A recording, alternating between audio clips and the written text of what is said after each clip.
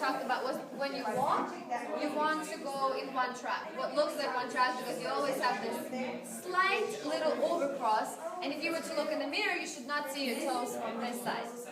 Now, the bone is extremely important. Your supporting foot, you should never lift that bone off the floor. Not even a little bit. It should be not just on the floor, but you should be pushing onto that bone, pushing your whole body, your center, your shoulders onto that bone. So bone not off, bone on the floor. Now that bone needs to be, pushing on the inside edge of the foot. So it can't be like this, Alan. You were doing this before, and that's why you were feeling unstable. So it has to be on the inside edge of it. Now your knees have to always be locked. Remember we did an exercise where we did 1, 2, 3, 4, 1, 2, 3, 4, 1, 2, 3, 4. So the whole time that you guys did from here to 1, 2, 3, 4, you're continuously pushing your knee back, continuously pushing your knee back, continuously pushing your knee back as you lift to the bone, right? You lift to the bone, not past the bone. So as you continuously push your knee back, you should oppose that with pushing your hips forward. But at the same time, your center should always be very, very strong. So you're putting your hips up, putting this down, which kind of brings your body sort of forward a little bit, so you're no longer like this or like that, but you have a very squeezed and a very short torso. So not long torso, short. Shoulders, usually here for people, they need to be going into this torso, into your center. Knees, weak knees, strong knees. So now you're pushing everything into the floor, into your feet. So whether you are in this position or in this position, now you can do a rock and your whole body is strong. And 1, your whole body is strong. And 1, your whole body is strong.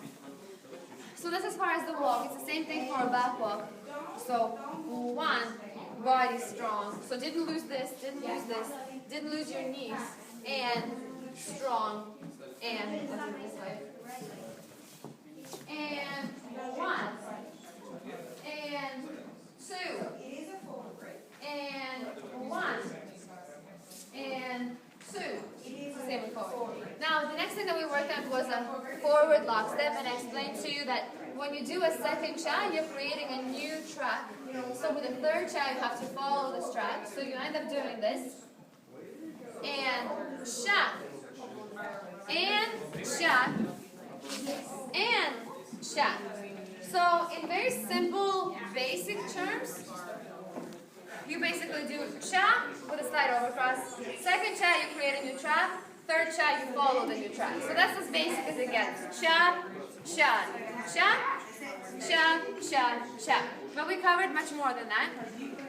We broke it down to include the knees and all those things. So we did and, we did then we did your first cha. So the whole time you went from point A to point window, you were pushing your knee back. From point window to point B, you're pushing your knee back. Weight transfer to the cha, you're pushing that knee back. But you're actually pushing both knees on the weight transfer. Both knees are pushing back. Now, and is that little lift.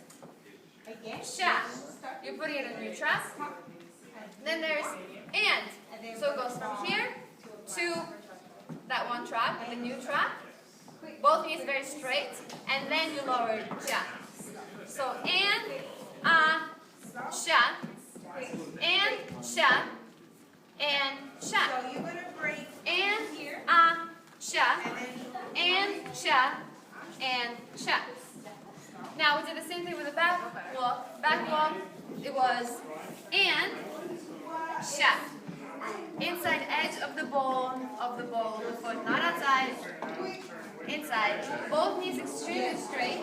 Center very strong. Then you'll be able to do this and where it follows the track. it would be, And then halfway. And halfway through, it starts to go this way. Cha, into new track.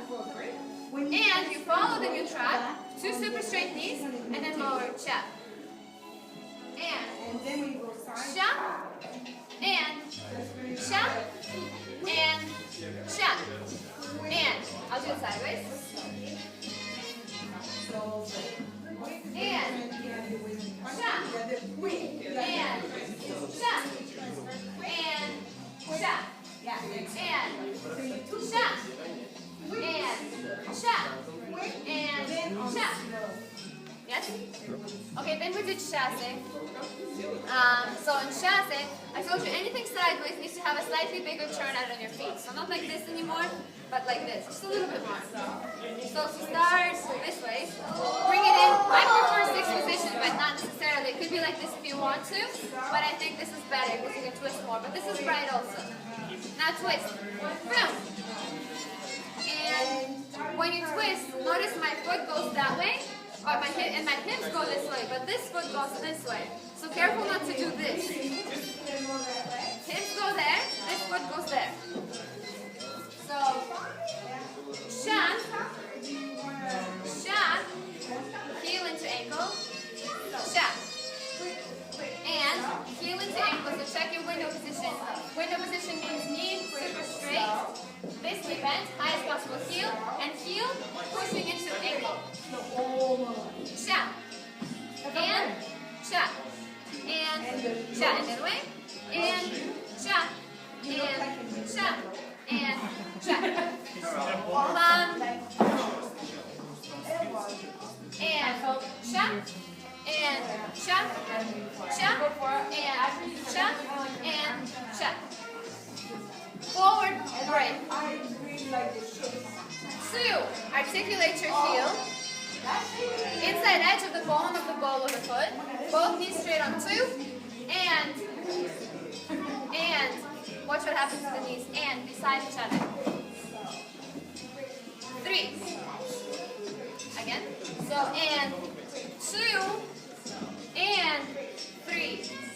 And 4. 1. And 2. And 3. And 4, 1. Back, break. 2, place the heel. 2, place the heel on the ground, flat. Then lift the front heel. At the end of 2. So, and 2. And keeping both knees straight. And 3. And 4, 1. 2. And 3. And 4 and 1. I think that's it. Is that all we did? Yeah, the last like combination of like side and Oh, the basic step? yeah. And sha, sha, sha, and 2, and 3, and sha, sha, sha, and 2, and 3, and sha, sha, sha. You can do the same combination for forward and back basic. It also includes a back break and a forward break, like this. And sha, and sha, and sha. Not one. And 2, and 3, and sha, and sha, and sha, and 2, and 3, and sha, and sha, and sha. Okay, that's good. If you had problems with your camera, you can just take one of the